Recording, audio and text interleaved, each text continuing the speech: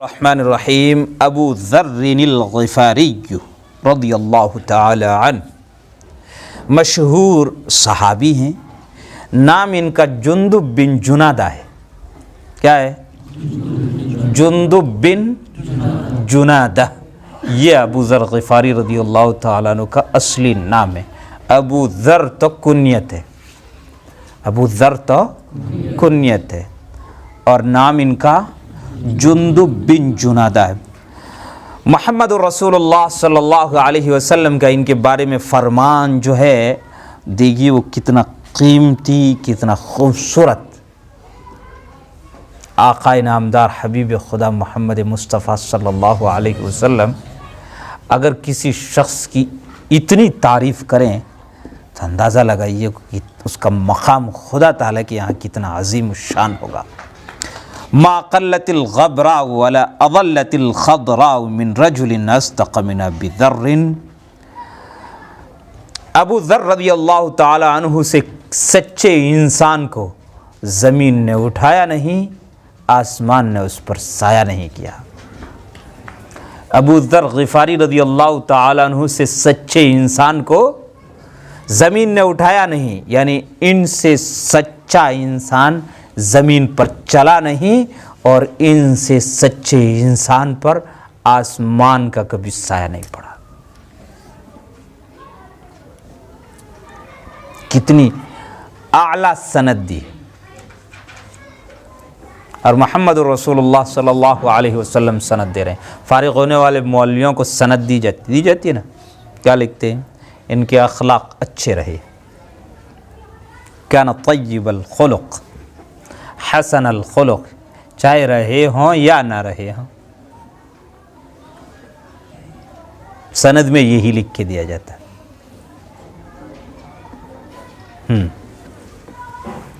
مگر یہ تو کائنات کے سب سے سچے انسان کی جانب سے ایک دوسرے سب سے سچے انسان کو سند دی جا رہی ہے، اور یہاں لاگ لپیٹ نام کی کوئی چیز ہوتی نہیں تھی.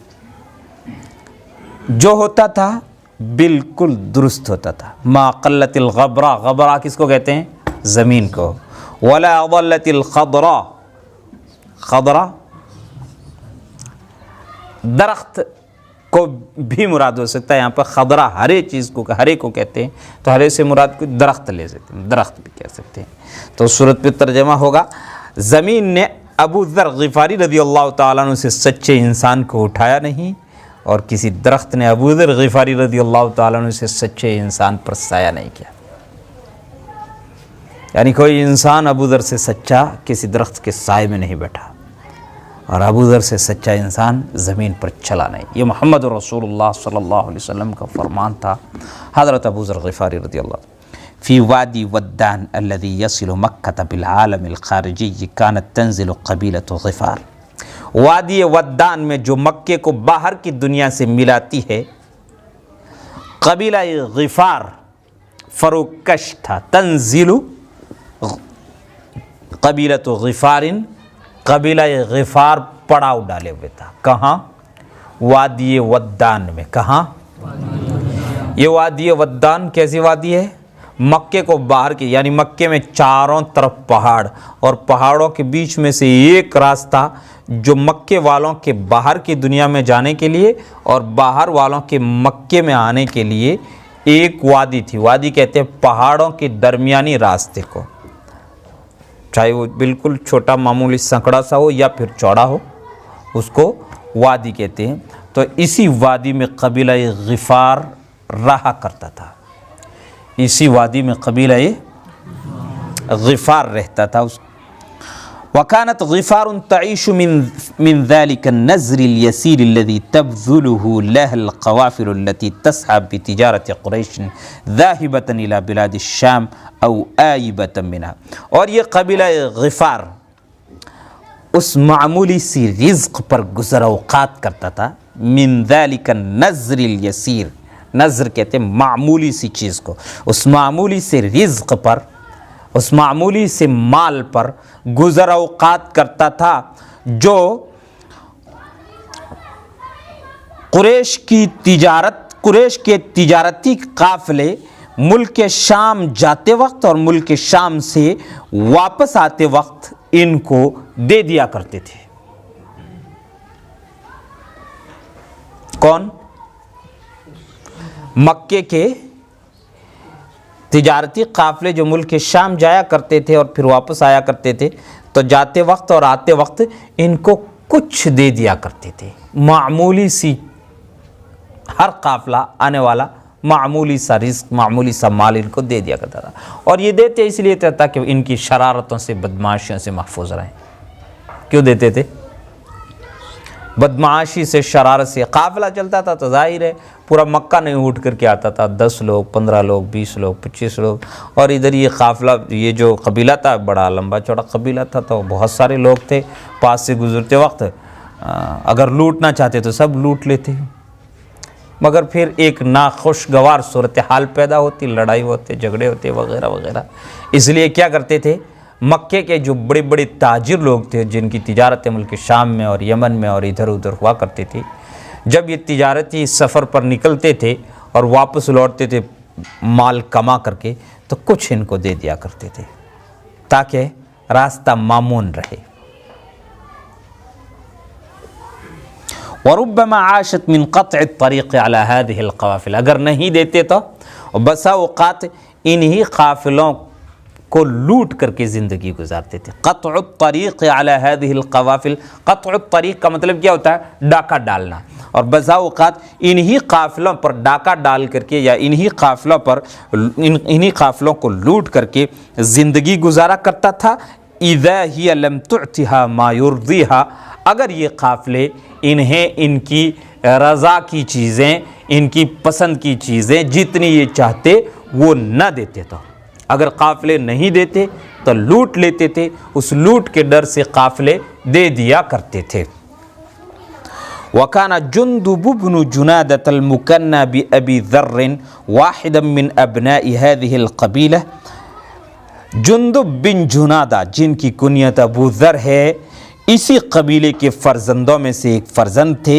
وَلَكِنَّهُ كَانَ يَمْتَازُ مِنْهُمْ بِجُرْأَةِ الْقَلْبِ وَرَجَاحَةِ الْعَقْلِ وَبُعْدِ النَّظَرِ، مگر یہ ان میں دل کی جرأت اور عقل کی درستگی، رجاحت العقل سمجھداری، وبعد النظر اور دور بینی یا دور اندیشی، دور بینی یا دور اندیشی، یعنی آگے کیا کچھ ہونے والا ہے اس کو دیکھنا، آنے والے وقت میں کیا کچھ ہونے والا ہے ان کا اندازہ لگا لینا، اس کا اندازہ لگا لینا، یہ کیا کہلاتا ہے؟ دور اندیشی کہلاتا ہے۔ تو یہ دل کی بہادری یا جرأت میں اور سمجھداری میں اور دور اندیشی میں ان سے ممتاز تھے، قبیلے کے دوسرے افراد سے، دوسرے لوگوں سے۔ وَبِأَنَّهُ كَانَ يَضِيقُ أَشَدَّ الضِّيقِ بِهَذِهِ الْأَوْثَانِ الَّتِي يَعْبُدُهَا قَوْمُهُ مِن دُونِ اللَّهِ، اور اس بات میں بھی ممتاز تھے کہ وہ ان بتوں سے بہت تنگی محسوس کرتے تھے جن کی ان کی قوم کے لوگ اللہ کو چھوڑ کر عبادت کرتے تھے۔ اس وقت شرک عام تھا، لوگ پتھروں کا بت بنا لیا کرتے تھے، اس کی پوجا کرتے تھے، کبھی کسی کا بت بنا لیا اس کی پوجا کرتے تھے، تو عام رواج تھا۔ تو جو قبیلے کے لوگ پتھروں اور بتوں کی پوجا کرتے تھے اس سے بھی یہ بہت گیرانی محسوس کرتے تھے اور کبیدہ خاطر رہتے تھے، اس میں بھی یہ دوسرے عام لوگوں سے ممتاز تھے۔ وَيَسْتَنْكِرُ مَا وَجَدَ عَلَيْهِ الْعَرَبَ مِنْ فَسَادِ الدِّينِ وَتَفَاهَةِ الْمُعْتَقَدِ، اور جس دین کے فساد پر اور عقیدے کے ہلکے پن پر، تفاہت ان کا معنی کیا ہے؟ ہلکا پن، یعنی معمولی پھسپھسا پن، عقیدے کے پھسپھسا پن اور دین کے فساد پر انہوں نے عربوں کو پایا تھا، اس کو بہت برا مانتے تھے۔ یستنکرو کا ترجمہ کیا ہوگا؟ برا مانتے تھے، بہت برا مانتے تھے، برا جانتے تھے، برا سمجھتے تھے۔ کس کو؟ عربوں کے دین کے فساد اور عقیدے کے پھسپھسا پن کو، جس پر انہوں نے عربوں کو پایا تھا۔ ما وجد علیہ العرب ویتطلع الی ظہور نبی جدید، اور کسی نئے نبی کے ظہور کے انتظار میں تھے. تطلع یتطلع کا مطلب ہوتا ہے شدت سے کسی چیز کا انتظار کرنا, اور کسی نئے نبی کے ظہور کا شدت سے انتظار کر رہے تھے. ایسے کسی نئے نبی کے ظہور کا یملأ علی الناس عقولہم وافئدتہم, جو لوگوں کی عقلوں کو اور ان کے دلوں کو بھر دے, جو لوگوں کی عقلوں کو اور ان کے دلوں کو بھر دے. عقل اور دل کا مطمئن ہونا یہی اصل زندگی ہے. زندگی کی اصل کیا ہے؟ عقل اور دل مطمئن ہو جائیں, دماغ مطمئن رہے, دل مطمئن رہے. کیا؟ کس بات پر؟ جس کو ہم ایمان کہتے ہیں. کیا ایمان کہتے ہیں؟ ایمان ہی سے ہم اپنی زندگی کی حقیقت سمجھتے ہیں. ایمان ہی سے ہم یہ سمجھتے ہیں کہ ہم جو نیک کام کرتے ہیں اس کا ہمیں بدلہ ملنے والا ہے, اور ایمان ہی سے ہمارا دل و دماغ اس کا قائل ہوتا ہے کہ ہم جو برا کام کریں گے اس کی بھی سزا ہم کو ملنے والی ہے. اسی بنیاد پر ایک شخص اچھے کاموں پر آمادہ ہوتا ہے اور برے کاموں سے رکتا ہے. اور ایمان ہی سے ہمیں زندگی کا صحیح مفہوم سمجھ میں آتا ہے کہ زندگی ہے کیا چیز. ایمان ہی سے یہ سمجھ میں آتا ہے کہ ہم کہاں سے آئے ہیں اور کیوں آئے. اس دنیا میں ہم تھوڑی سی مدت کے, اس بات کو تو ہر شخص مانتا ہے تھوڑی سی مدت کے لیے آئیں گے. 60-70 سال کے بعد میں, 70 سال میں انسان بوڑھا ہو جاتا ہے بہت زیادہ, اور 80-90 سال تک پہنچتے پہنچتے تو ختم ہونا ہی ہونا پڑتا ہے. تو ایک مختصر سی مدت کے لیے ہم کیوں آئے ہیں اور ہم کہاں سے آئے ہیں, یہ ایک مومن شخص ہی سمجھتا ہے. اور کافر شخص سوچتا ہے کہ ہم آئے ہیں اس لیے تاکہ خوب سے خوب مال کمائیں, اعلیٰ سے اعلیٰ مکان بنائیں, اعلیٰ سے اعلیٰ گاڑی خریدیں, اور اچھے سے اچھا کھائیں, اچھے سے اچھا پہنیں. مگر یہ سب کچھ کر لینے کے بعد میں, اس کی خاطر اتنی دوڑ دھوپ کر لینے کے بعد میں, پھر موت کے بعد آپ کو اگر کچھ بھی نہیں ملنے والا ہے, اور موت کے وقت آپ یہ سب کچھ جو کچھ کیا سب چھوڑ کر جانے والے ہیں, تو پھر زندگی کا کوئی مطلب ہی نہیں. ایمان ہی یہ کہتا ہے کہ ہم تھوڑی سی زندگی کے لیے یہاں اس دنیا میں آئے ہیں, اور ہماری زندگی جو حقیقی ہے دنیا میں آنے سے پہلے شروع ہو گئی تھی, اور دنیا سے جانے کے بعد بھی ایک لمبی زندگی رہے گی, باقی رہے گی, ختم ہونے والی نہیں. بس ایک ہلکا سا ظہور ہے اس دنیا میں, تھوڑی سی مدت کے لیے آ گئے, جو بڑی قیمتی ہے تھوڑی سی مگر بڑی قیمتی, کیونکہ آنے والی لمبی زندگی کا انحصار اسی چھوٹی سی زندگی پر ہے. خیر, تو یملأ علی الناس عقولہم وافئدتہم, جو لوگوں کے دلوں اور عقلوں کو بھر دے, یعنی مطمئن کر دے, مطمئن کر دے. ایک شخص پتھر کے سامنے اپنی پیشانی رگڑتا ہے, سجدہ کرتا ہے, چاہے اس کا عقیدہ اس پتھر کے تعلق سے کتنا ہی مضبوط ہو, مگر کہیں نہ کہیں اس کے دل میں بھی یہ رہتا ہوگا کہ یہ پتھر کیا کر سکے گا, آخر ہے تو یہ پتھر کسی انسان نے بنایا ہوگا. مگر اس کو کوئی چیز ملتی نہیں ہے, اس کو اطمینان نصیب نہیں ہوتا, اس کو سرا نہیں ملتا ہے جس کی وجہ سے اس پتھر کو چھوڑ سکے. اس لیے اس پتھر کے سامنے, مگر اس کو اطمینان کبھی نہیں نصیب ہو سکتا. پتھر کو جو حضرت ابراہیم علیہ السلام کا جو قصہ ہے قرآن شریف میں دیا ہوا, قرآن شریف میں آیا ہے, کیا وہ جو مندر تھا بہت بڑا بت خانہ تھا جس میں کئی بت تھے چھوٹے اور بڑے, ابراہیم علیہ السلام گئے اور سب کو توڑ دیا, اور یہ سب سے بڑا بت تھا اس کے کندھے پہ وہ کلاڑی یا کدال جو کچھ بھی تھا وہاں ڈال دے اس کے بڑے بت کے کندھے میں. جب لوگوں نے پوچھا کہ یہ کیوں توڑ دیا تم نے, اور کس نے توڑ دیا, من فعل هذا بآلهتنا, تو کیا کہا, پوچھ لو اسے, یہ جو سب میں بڑا ہے سب کا نگراں ہے, جب سب سے بڑا ہے تو سب کا نگراں ہے, سب سے زیادہ سمجھدار بھی, پوچھو اس سے کہ کس نے کیا یہ سب کچھ, اس کو پوچھو. تم پوجا کرتے ہو, عبادت کرتے, پوچھو اس سے کس نے کیا ہے. تو کیا کہا انہوں نے, ہے بولتے نہیں. قرآن شریف کی آیت کیا ہے؟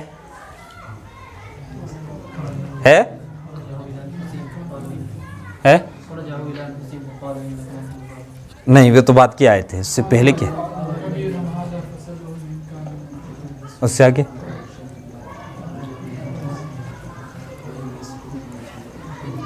ہے. یعنی بڑے عاجز ہو کر کے ابراہیم علیہ السلام کو کہتے ہیں وہ کہ تمہیں تو پتہ ہی ہے یہ تو پتھر ہے یا یہ مٹی ہے، تمہیں تو پتہ ہی ہے یہ بولتے نہیں ہیں، تمہیں تو پتہ ہی ہے یہ. تو آخر عاجز ہونا ہی پڑتا ہے، اور یہ سب کے دل میں رہتا ہے. سب کے دل میں یہ رہتا ہے. جو بھی پتھر کے سامنے پیشانی رگڑتا ہے، جو بھی کسی مورت کے سامنے اور کسی درخت کے سامنے اور کسی بھی ایسی غیر اللہ کے سامنے پیشانی رگڑتا ہے، اس کی پوجا کرتا ہے، اس کے دل میں کہیں نہ کہیں یہ رہتا ہی ہے کہ یہ کیا کرتا ہوگا. اور زیادہ تر جو مشرک ہیں وہ یہ مانتے ہیں کہ یہ جو ہے یہ ہم کو مالک الملک تک، اللہ تعالیٰ تک پہنچانے والے ہیں، پہنچانے کا بیچ میں واسطہ اور ذریعہ ہے، یہ مانتے ہیں لوگ. شرک کی سب سے زیادہ جو شکل رائج ہے پوری دنیا میں اور رائج رہی ہے وہ یہی رہی ہے. خیر، وَيُخْرِجُهُم مِّنَ الظُّلُمَاتِ، جو ان کے دلوں اور ان کی عقلوں کو ایمان سے بھر دے اور انہیں تاریکیوں سے نور کی طرف نکال لے. ثم تناهت إلى أبي ذر وهو في باديته أخبار النبي الجديد الذي ظهر في مكة فقال لأخيه أنيس.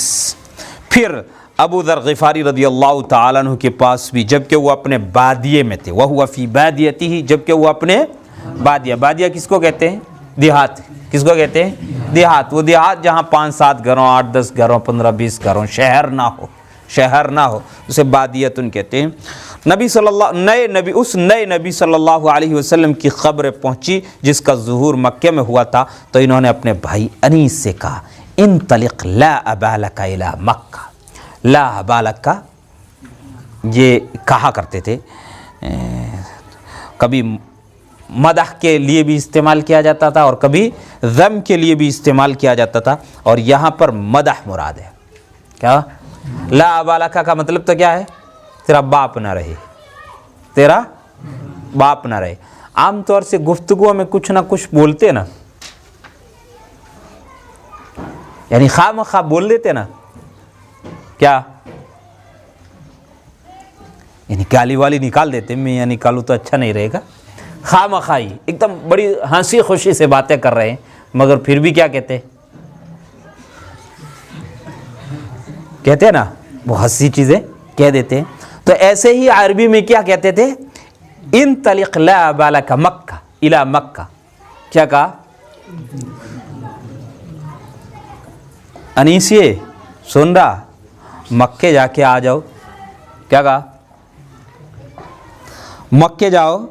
وقف على اخبار هذا الرجل الذي يزعم انه نبي، اور اس شخص کی خبروں کی سے واقفیت حاصل کرو جو یہ دعویٰ کرتا ہے کہ وہ نبی ہے. وَأَنَّهُ يَأْتِيهِ وَحْيٌ مِّنَ السَّمَاءِ، اور ان کے پاس آسمان سے وحی آتی ہے. وَاسْمَعْ شَيْئًا مِّن قَوْلِهِ وَاحْمِلْهُ إِلَيَّ، اور ان کی کچھ باتیں سنو اور میرے پاس لاؤ. کچھ باتیں سنو اور میرے پاس لے کے آؤ. ذهب أنيس إلى مکہ، انیس مکے گئے. والتقى بالرسول صلوات اللہ علیہ وسلم، رسول اللہ صلی اللہ علیہ وسلم سے ملاقات کی. وسمع منہ، آپ کی باتیں سنی. ثم عاد الى البادیہ، پھر یہ دیہات میں ان کے یہاں گاؤں میں واپس لوٹ آئے. فتلقاه ابو ذر فی لہفۃ، ابو ذر رضی اللہ تعالیٰ عنہ نے ان سے انتہائی شوق کے ساتھ، لہفۃ کس کو کہتے ہیں؟ انتہائی شوق کے ساتھ ملاقات کی. وسألہ عن اخبار النبی الجدید فی شغف، اور نئے نبی صلی اللہ علیہ وسلم کی خبریں انہوں نے بڑی پیاس، بڑے شوق سے پوچھی. شغفن بے انتہا شوق و محبت کو کہتے ہیں.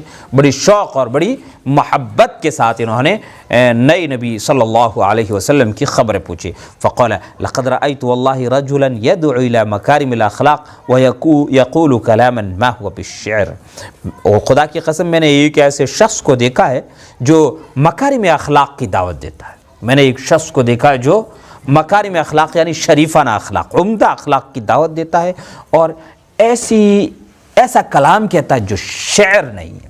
جو شاعری نہیں ہے، شاعری جیسا نہیں ہے، شعر سے اس کو کوئی جوڑ نہیں ہے۔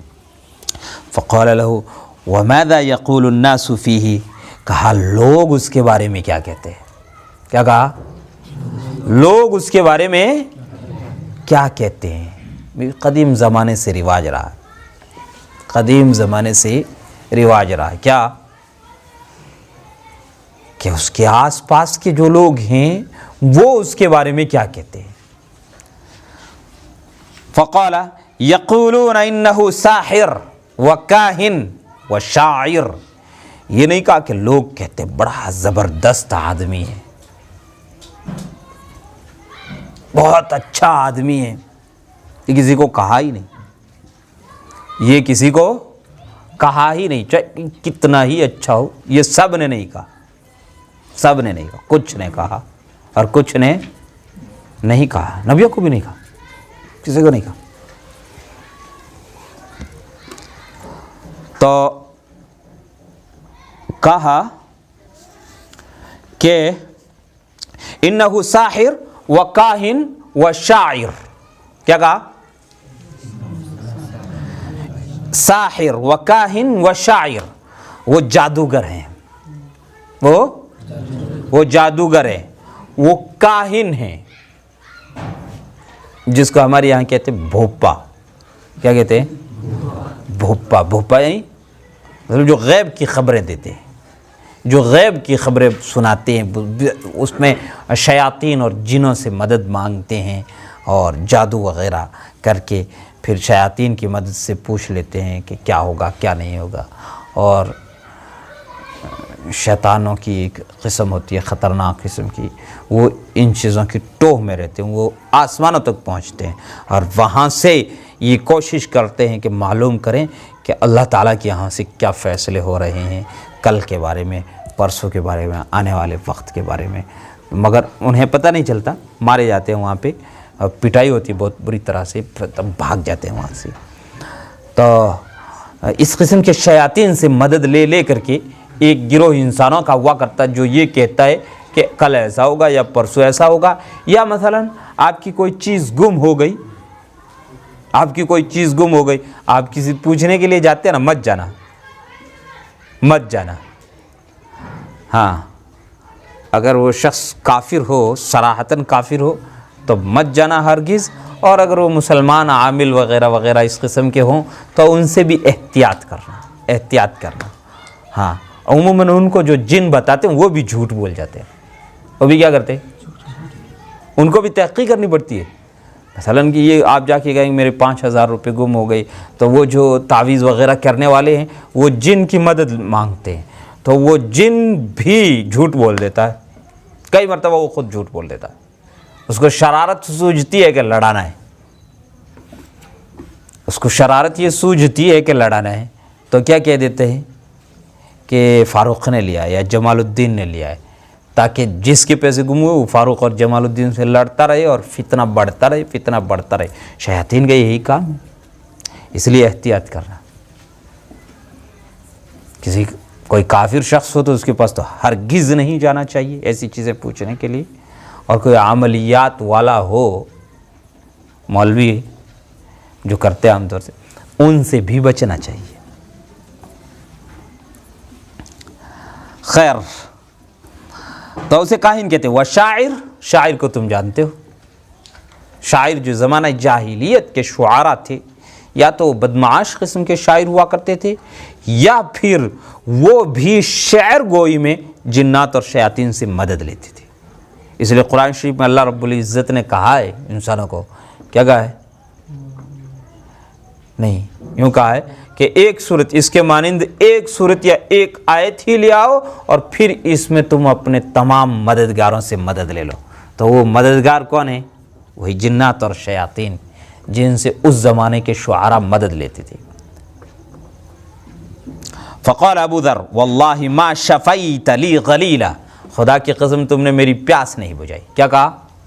خدا کی قسم تم نے میری ولا قضیت لی حاجہ، اور میری ضرورت پوری نہیں کی۔ فہل انت کاف عیالی حتی انطلق فانظر فی امرہ، کیا تم میرے اہل و عیال کی کفایت کر لو گے، اتنے میں ہو آؤں اور دیکھ لوں، خود دیکھ لوں، میں خود مکے ہو آؤں اور ان کو یا ان کے معاملے کو، ان کے کام کو خود دیکھ لوں، فانظر فی امرہ، ان کے کام کو میں خود دیکھ لوں۔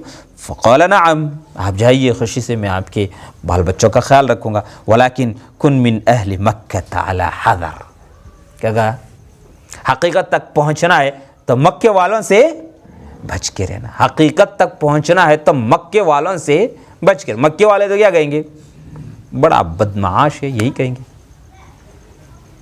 یفرق بین الام و بنتها، بین المرء و زوجہ، بین الاخ و اخیہ، بین الاب و ابنہ، هذا ما یفعل، تفریق ڈالتا ہے۔ مکے والے تو یہی کہیں گے، پوٹ ڈالتا ہے، بات مت سننا، اور اگر ضد کرو گے تو پٹائی بھی کر دیں گے، مار بھی دیں گے تمہیں، اس لیے ان سے بچ کر کے رہنا۔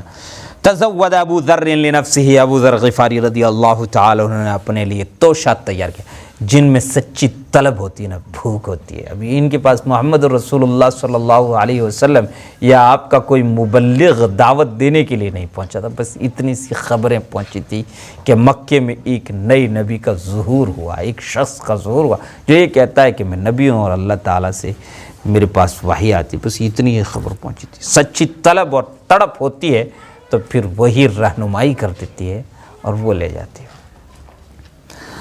وَحَمَلَ مَعَهُ قِرْبَةَ مَاءٍ صَغِيرَةٍ، اور اپنے ساتھ پانی کا ایک چھوٹی سی چھاگل اٹھائی، یعنی ایک چھوٹا سا برتن پانی کا اٹھایا۔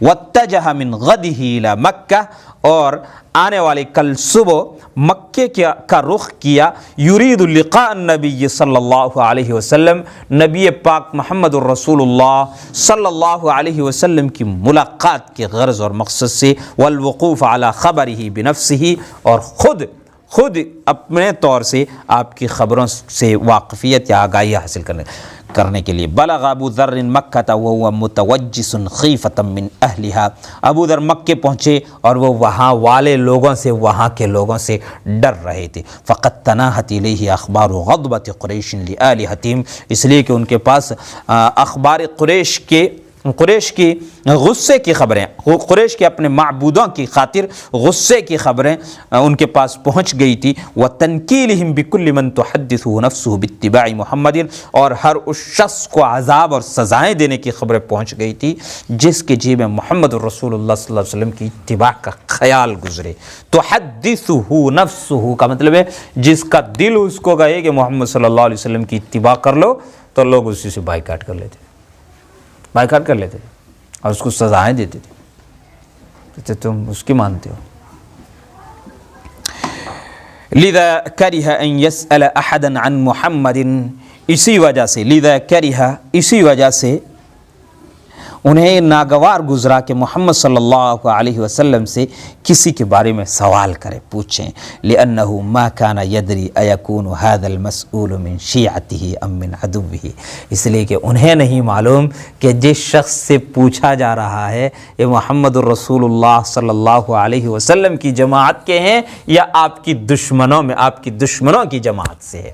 لأنه ما كان يدري، اس لیے کہ انہیں نہیں پتا کہ جس کو ہم پوچھیں کہ محمد صلی اللہ علیہ وسلم کہاں رہ رہے ہیں، مکے میں جا کر کے کسی کو بھی پوچھیں تو کیا پتہ وہ محمد صلی اللہ علیہ وسلم کے دشمنوں میں سے ہوا تو دشمنوں کو جا کے اطلاع کرے گا، کہے گا قبیلہ غفار سے ایسا شخص آیا ہے اور وہ یہ بدمعاشی کر رہا ہے۔ اگر ایسا ہو گیا تو بہرحال یہی ہے۔ وَلَمَّا أَقْبَلَ اللَّيْلُ اضْطَجَعَ فِي الْمَسْجِدِ، جب رات آ گئی تو مسجد حرام میں لیٹ گئے، وہیں پہ۔ بوریا نشین شروع سے تھے، عرب ویسے بھی بڑے سادہ مزاج لوگ تھے، تکلفات سے بہت دور تھے۔ عجمی تکلفات جو آج کل ہوتے ہیں نا ہمارے یہاں، عجم میں کھانے کے تکلفات، پینے کے تکلفات، پہننے کے تکلفات، رہنے کے تکلفات، گھر بنانے کے تکلفات، مسجدیں بنانے کے تکلفات، اور نہ جانے کیا کیا کیا کیا تکلفات ہوتے تھے، ان سب چیزوں سے عرب ہمیشہ دور تھے، ہمیشہ۔ اب تو وہ بھی دور نہیں رہے، اب تو ان میں بھی عجمیت گھس آئی، بہت زیادہ عجمیت گھس آئی۔ ہاں، تو دنیا کی سب سے اونچی عمارت کہاں؟ عربوں کے پاس۔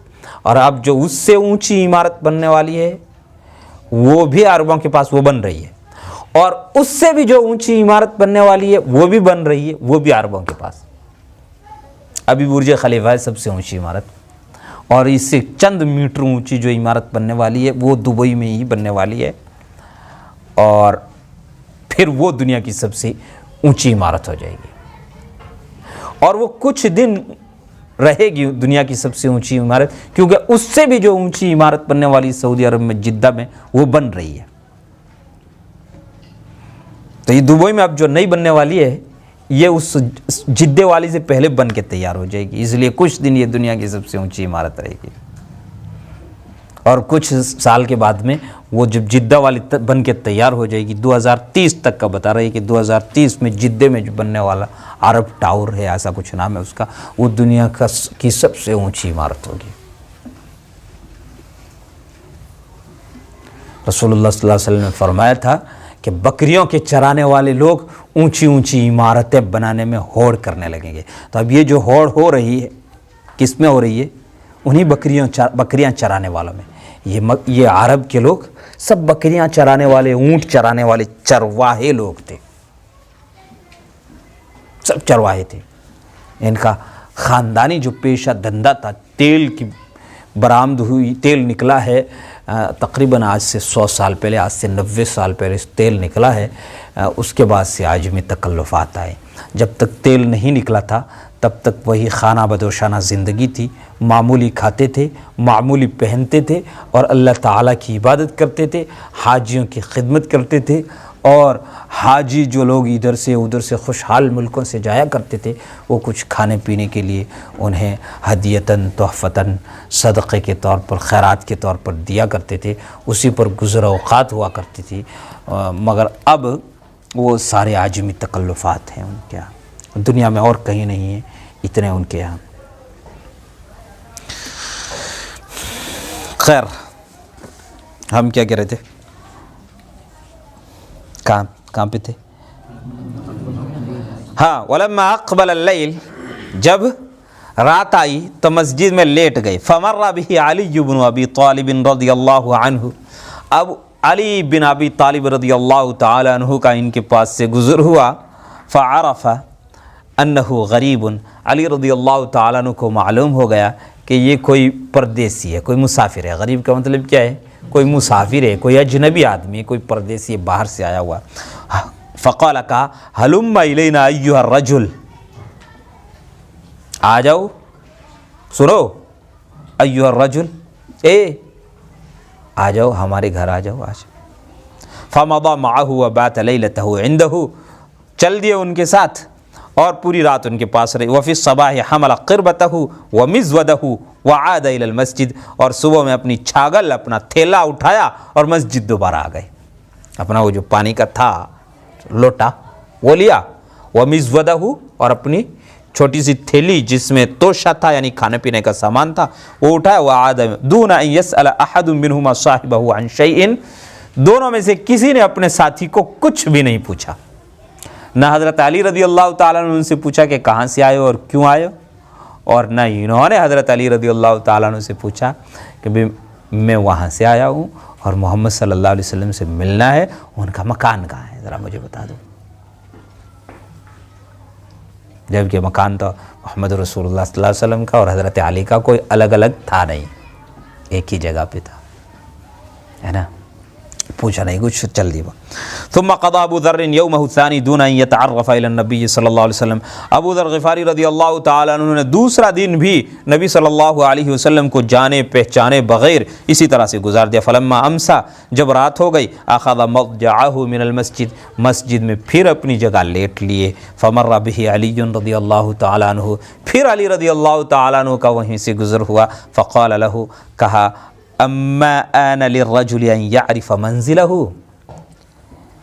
اما آنا ہونا چاہیے، اما آن للرجل ان يعرف منزله، کیا آپ نے اپنی منزل ابھی تک نہیں پہچانی؟ کیا آپ کو اپنی منزل کا، اپنے ہدف کا ابھی تک پتہ نہیں چلا؟ پردیسی شخص کو جو اجنبی آیا ہوا ہے ہر کس و ناکس نہیں پوچھتا، کوئی بہادر شخص ہی پوچھتا ہے، دل والا جگر والا شخص ہی پوچھتا بھی کہاں سے آئے ہو، کون ہو، کھانا وانا نہیں کھایا ہے تو چلو ہمارے یہاں کھانا کھا لو. ورنہ لوگ کیا کہتے ہیں، ہوگا کوئی، ذرا ہوگا کوئی. تو پہلے دن بھی حضرت علی نے پوچھا، دوسرے دن بھی کس نے پوچھا؟ حضرت علی ہی نے پوچھا. امان للرجل ان يعرف منزله ثم اصطحبه معه فبات عنده ليلته الثانية. پھر ان کو اپنے ساتھ لیا، ابو ذر غفاری رضی اللہ تعالیٰ عنہ دوسری رات بھی انہی کے پاس گزاری. ولم يسأل احد منهما صاحبه عن شيء. دونوں میں سے کسی نے اپنے ساتھی سے کچھ نہیں پوچھا. یعنی کیسا خوف کا ماحول، دہشت کا ماحول مکے کے لوگوں نے اس وقت بنا رکھا تھا. فلما كانت الثالثة قال علي لصاحبه. تیسری رات پھر ایسا ہی ہوا، تیسری رات پھر ایسا ہی ہوا. پھر مسجد میں سوئے ہوئے ملے ابو ذر غفاری رضی اللہ تعالیٰ. مسجد یعنی کعبۃ اللہ، بیت الحرام، مسجد حرام جو ہے وہاں. تو پھر تیسرے دن حضرت علی رضی اللہ تعالیٰ عنہ لے گئے. پھر کہا حضرت علی نے، الا تحدثنی عما اقدمک الی مکہ. کیا تم مجھے نہیں بتاؤ گے کیوں مکے آئے ہو؟ کیا تم مجھے نہیں بتاؤ گے کون سی چیز تمہیں مکے لے کے آئی ہے؟ فقال ابو ذر ان اعطیتنی میثاقا ان ترشدنی الی ما اطلب فعلت. اگر تم مجھ سے وعدہ کرو، مجھے عہد دو کہ جو میں پوچھ رہا ہوں وہ مجھے بتاؤ گے تو میں تمہارے سامنے اپنی بات رکھوں. فاعطاہ علی ما اراد من میثاق. تو حضرت علی رضی اللہ تعالیٰ نے جو انہوں نے چاہا وہ عہد ان کو پکا گیا کہ جو میں اگر کر سکوں گا تو ضرور کروں گا، بتا سکوں گا ضرور بتاؤں گا. فقال ابو ذر لقد قصدت مکہ من اماکن بعیدہ. میں بہت دور سے مکے آیا ہوں. ابتغی لقاء النبی الجدید. میں نئے نبی سے ملاقات کرنا چاہتا ہوں. وسماع شیء مما یقولہ. اور ان کی باتیں کچھ سننا چاہتا ہوں. فانفجرت اساریر علی رضی اللہ عنہ.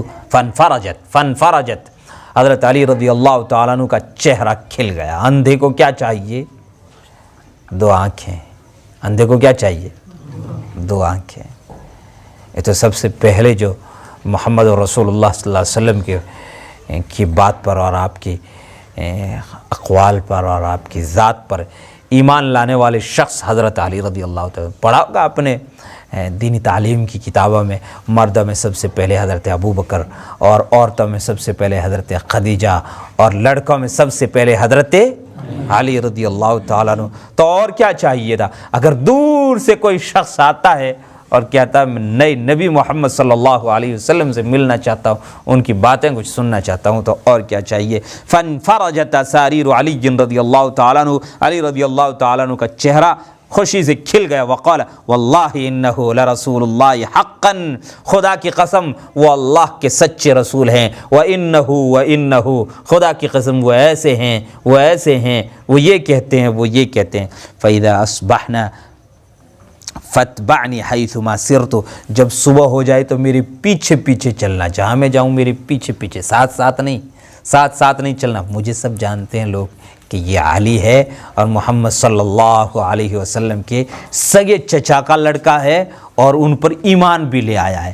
مگر میں چونکہ مکے کا ہوں اور بہت بڑے خاندان کا ہوں، مکے کا بھی ہوں اور بہت بڑے خاندان کا ہوں. بنو ہاشم میرا کوئی خاندان چھوٹا موٹا خاندان نہیں ہے، مکے کا بڑا شریف اور بڑا معزز خاندان ہے. میری طرف کوئی آنکھ اٹھا کے نہیں دیکھتا.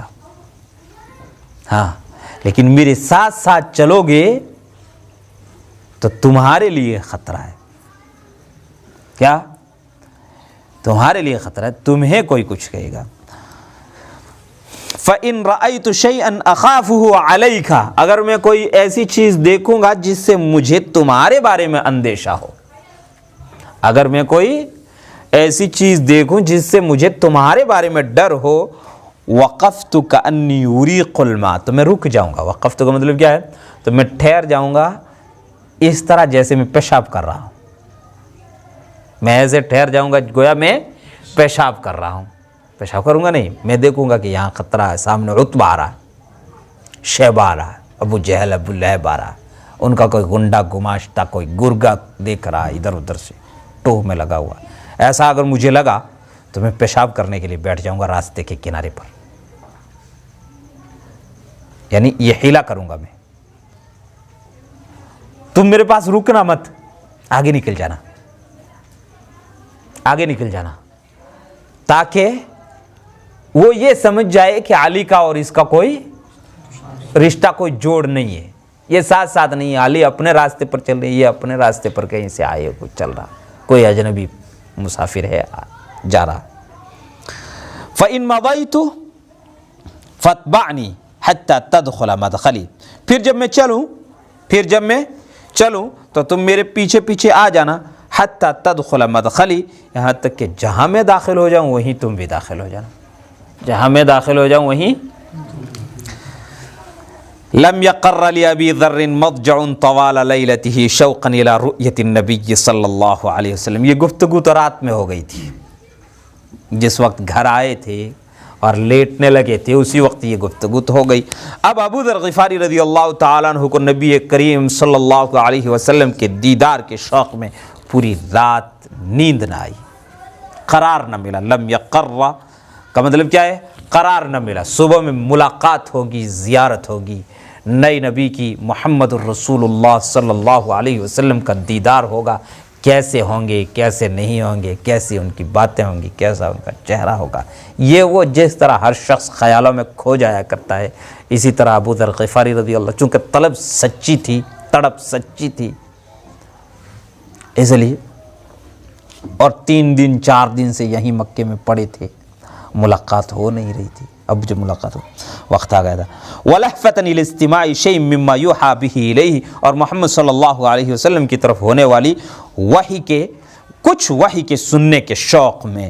وَفِي الصَّبَاحِ مَضَىٰ عَلِيٌّ بِضَيْفِهِ إِلَىٰ بَيْتِ الرَّسُولِ الْكَرِيمِ صلی اللہ علیہ وسلم، اور صبح کے وقت علی رضی اللہ تعالیٰ عنہ اپنے مہمان کو لے کر رسول اللہ صلی اللہ علیہ وسلم کے گھر کی طرف چلے۔ وَمَضَىٰ أَبُو ذَرٍ وَرَاءَهُ، اور ابو ذر رضی اللہ تعالیٰ عنہ رسول اللہ صلی اللہ علیہ وسلم کے پیچھے پیچھے چل دیے۔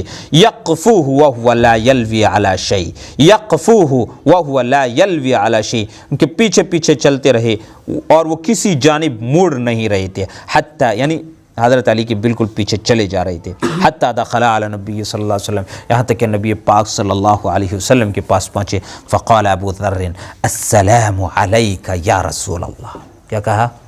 السلام علیک یا رسول اللہ۔ فقال ابو ذر وعلیک السلام اللہ ورحمتہ وبرکاتہ، کیا کہا؟ یعنی پہلے ہی حضرت ابو ذر غفاری رضی اللہ تعالیٰ عنہ نے کیا کہا؟ السلام علیک یا رسول اللہ، یا رسول اللہ کے لفظوں سے خطاب کیا۔ فکان ابو ذر اول من حیا الرسول بتحیۃ الاسلام، ابو ذر غفاری رضی اللہ تعالیٰ عنہ پہلے شخص تھے جنہوں نے رسول اللہ صلی اللہ علیہ وسلم کو اسلام کا سلام کیا۔ السلام علیک یا رسول اللہ، رسول اللہ صلی اللہ علیہ وسلم کو یہ سلام کرنے والے جو ہم لوگ کرتے ہیں، السلام علیک، السلام علیکم، جب بھی ملتے ہیں، یہ تحیۃ الاسلام ہے، اسلام کا سلام ہے۔ سب سے پہلے ابو ذر غفاری رضی اللہ تعالیٰ عنہ تھے جو رسول اللہ صلی اللہ علیہ وسلم کو اسلام کریں۔ ثم شاعت وعمت بعد ذلك، اس کے بعد میں پھر یہ مشہور ہو گیا، شائع ہو گیا، پھر تو جو بھی آتا وہ کہتا السلام علیک یا رسول اللہ۔ اقبل الرسول صلوات اللہ علیہ علی ابی ذر یدعوہ الی الاسلام، ابو ذر رسول اللہ صلی اللہ علیہ وسلم ابو ذر غفاری رضی اللہ تعالیٰ عنہ کی جانب متوجہ ہوئے، آپ کو ان کو اسلام کی دعوت دی۔ وَيَقْرَأُ عَلَيْهِ القرآن، قرآن شریف پڑھا۔ فما لبث ان اعلن کلمۃ الحق، فوراً ہی، ما لبث کا ترجمہ کیا کریں گے؟ فوراً، دیر نہیں لگائی کلمۃ الحق کا اعلان کرنے میں۔ ودخل فی الدین الجدید، اور نئے دین میں داخل ہونے میں۔ قبل ان یبرح مکانہ، اپنا اور نئے دین میں داخل ہو گئے اپنی جگہ چھوڑنے سے پہلے۔ فکان رابع ثلاثۃ او اسلم او خامس اربعۃ، وہ 3 کے بعد میں چوتھے شخص تھے، 3 مسلمان اسلام لانے والوں کے بعد میں چوتھے شخص ابو ذر غفاری تھے، یا 4 اسلام لانے والے شخصوں کے بعد 5ویں شخص ابو ذر غفاری رضی اللہ تعالیٰ عنہ تھے۔ یعنی ابو ذر غفاری رضی اللہ تعالیٰ عنہ کے مسلمان بننے سے پہلے یا تو 3 مسلمان ہوئے تھے یا 4 مسلمان ہوئے تھے۔ وَلْنَتْرُكِ الْكَلَامَ لِأَبِي ذَرٍ لِيَقُصَّ عَلَيْهَا بِنَفْسِهِ بَقِيَّةَ خَبَرِهِ، اب ہم کو بقیہ خبر سنانے کے لیے ابو ذر غفاری رضی اللہ تعالیٰ عنہ کے لیے کلام اور گفتگو چھوڑ دینی چاہیے، وہی سناتے ہیں۔ یعنی اگلی جو خبر ہے وہ ابو ذر غفاری رضی اللہ تعالیٰ عنہ نے خود نے بتائی ہے اور کتابوں میں، سیرت اور تاریخ کی کتابوں میں محفوظ ہیں، تو اگلے آنے والے الفاظ ابو ذر غفاری رضی اللہ تعالیٰ عنہ کے خود کے ہیں۔ قال اقمت بعد ذلك مع رسول اللہ صلی اللہ علیہ وسلم فی مکہ فعلمنی الاسلام، اس کے بعد میں مکہ میں رسول اللہ صلی اللہ علیہ وسلم کے پاس ٹھہرا رہا تو آپ نے مجھے اسلام سکھایا۔ واقرأنی شیئا من القرآن الکریم، اور مجھے کچھ قرآن کریم پڑھایا۔ واقرأنی شیئا من القرآن الکریم، اور مجھے کچھ قرآن کریم پڑھایا۔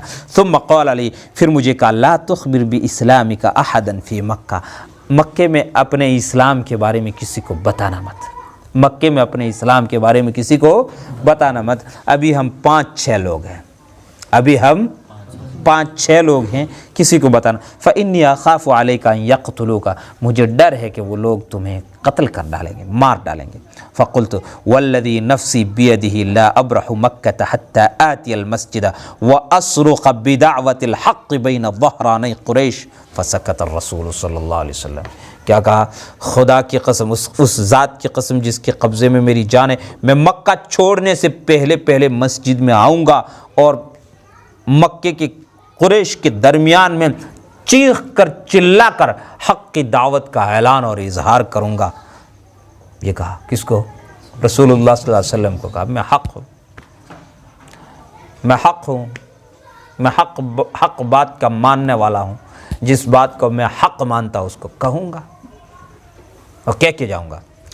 فسکت الرسول صلی اللہ علیہ وسلم، رسول اللہ صلی اللہ علیہ وسلم خاموش ہو گئے، کچھ نہیں۔ فجئت المسجد، میں مسجد میں آیا، وقریش جلوس یتحدثون، اور قریش بیٹھے بیٹھے باتیں کر رہے تھے۔ فتوسطتهم، میں ان کے درمیان میں گیا، بیچوں بیچ گیا۔ ونادیت باعلی صوتی، اور میں نے بلند آواز سے کہا یا معشر قریش، اے قریش کے لوگوں، اے مکے والو سنو، انی اشہد ان لا الہ الا اللہ وان محمد رسول اللہ، میں یہ شہادت دیتا ہوں کہ اللہ کے سوا کوئی معبود نہیں اور محمد صلی اللہ علیہ وسلم اللہ کے رسول ہے۔ فما کادت کلماتی تلامس آذان القوم حتی ذعروا جميعا، جو ہی میرے کلمات، میرے یہ الفاظ قوم کی کانوں میں پہنچے، جو ہی میرے یہ الفاظ قوم کی کانوں میں پہنچے، ذعروا جميعا، سب کے سب گھبرا گئے۔ کون بندہ ہے یہ؟ کون بندہ ہے اور کیا کہہ رہا ہے؟ ابھی تک تو 4 یا 5 تو مسلمان ہوئے، وہ ہم سے ڈرتے ڈرتے ادھر ادھر منہ چھپاتے پھرتے ہیں، یہ کون بندہ ہے؟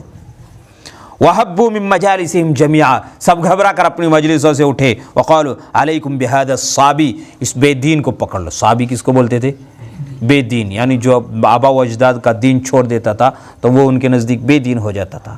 اس بے دین کو پکڑو۔ وقاموا الیہ، سب کھڑے ہو کر میرے پاس آئے۔ وجعلوا یضربوننی لاموت، اور مجھے اتنا مارنے لگے کہ میں مر جاؤں، مجھے اس طور سے مارنے لگے کہ میں مر جاؤں۔ فادرکنی العباس بن عبد المطلب عم النبی صلی اللہ علیہ وسلم، مجھے نبی صلی اللہ علیہ وسلم کے چچا عباس بن عبد المطلب نے پکڑ لیا۔ مسلمان نہیں ہوئے تھے ابھی تک، حضرت عباس ابھی تک مسلمان نہیں، بہت بعد میں مسلمان ہوئے تھے، ابھی نہیں مسلمان ہوئے تھے، مگر بہرحال آنے والے وقت میں مسلمان ہونے والے تھے، اور رسول اللہ صلی اللہ علیہ وسلم کے چچا تھے، بھلے انسان تھے، اس لیے آ کے پکڑ لیا۔ وَأَكَبَّ عَلِيَّ لِيَحْمِيَنِي مِنْهُمْ، اور مجھ پر جھک گئے، مجھ پر جھک گئے تاکہ دوسرے لوگوں سے مجھے بچا دیں۔ جیسے کسی کو مارا جاتا ہو تو ایک شخص آ کر کے اس کو چاروں طرف سے گھیر لیتا نا، مت مارو مت مارو، اس طرح کیا۔ ثم اقبل علیہم، پھر ان کی جانب متوجہ ہو کر کے کہا وقال ویلکم، تمہارا ستیاناس ہو، اتقتلون رجلا من غفار، کیا تم غفار کے ایک آدمی کو مار رہے ہو، اس کو مار ڈالو گے؟ قافلے کہاں سے گزریں گے تمہارے؟ تجارتی سامان لے کر تمہارے قافلے کہاں سے گزریں گے؟ تم قبیلہ غفار کے ایک شخص کو مار ڈال رہے ہو۔ جب مکے سے نکلو گے ملک شام کی طرف تجارت کا سامان لے کر کے سب لوٹے جاؤ گے، غفار والے تمہیں جانے نہیں دیں گے۔ اتقتلون رجلا من غفار وممر قوافلکم علیہم کیا تم غفار کے ایک آدمی کو مار رہے ہو جبکہ تمہارے قافلے وہیں سے گزرتے ہیں؟ فَأَقْلَعُوا عَنِّي، تب وہ مجھ سے سب ہٹ گئے۔ اقلعوا عنی کا مطلب ہے تب وہ سب مجھ سے رک گئے، باز آ گئے۔ وَلَمَّا أَفَقْتُ جِئْتُ إِلَىٰ رَسُولِ اللَّهِ صلی اللہ علیہ وسلم، اور جب مجھے کچھ افاقہ ملا تو میں رسول اللہ صلی اللہ علیہ وسلم کے پاس آیا۔ فَلَمَّا رَآ مَا بِي قَالَ أَلَمْ أَنْهَكَ عَنْ إِعْلَانِ إِسْلَامِكَ، جب میری حالت دیکھی تو رسول اللہ صلی اللہ علیہ وسلم نے کہا کیا میں نے تمہیں اپنے اسلام کا اعلان کرنے سے روکا نہیں تھا؟ فقلت یا رسول اللہ کانت حاجتا فی نفسی فقضیتها، یا رسول اللہ میری آرزو تھی، میری تمنا تھی کہ اگر میں نے حق بات کو مان لیا ہے، اگر میں نے کلمہ حق کا رسول اللہ صلی اللہ علیہ وسلم کے دربار میں اظہار اور اعلان کر دیا ہے، اگر میں ایک دین کو ماننے والا ہو گیا ہوں، تو میری تمنا اور آرزو تھی کہ دنیا کو بھی پتہ چلے کہ ابو ذر یہ مانتا ہے اور ابو ذر اس پر ایمان رکھتا ہے۔ اس لیے میں نے مسجد حرام میں جا کر کے وہ جو بڑی بڑی ناک والے لوگ تھے ان کے درمیان میں جا کے کہا کہ میں ایک اللہ کو معبود مانتا ہوں اور محمد صلی اللہ علیہ وسلم کو اللہ کا رسول مانتا ہوں، بس۔